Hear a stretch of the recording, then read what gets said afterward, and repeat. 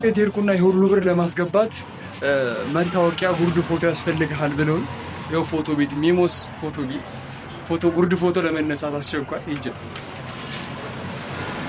በቼክ መልክ ነው እንጂ የምታስቀምጠው ዝም ብላ አታስቀምጥም ብሎ ስለዚህ ፎቶ ተነስተን ባንክ ቤት እንሄዳለን።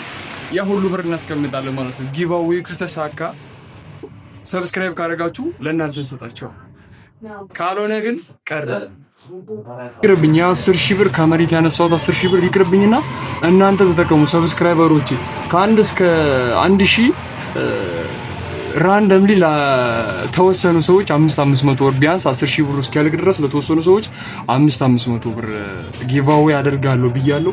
እንግዲህ ያን ቃል እንድጠብቅ እናንተ ሰብስክራይብ ማድረግ ይጠብቅባቸዋል። ተግባብተናል?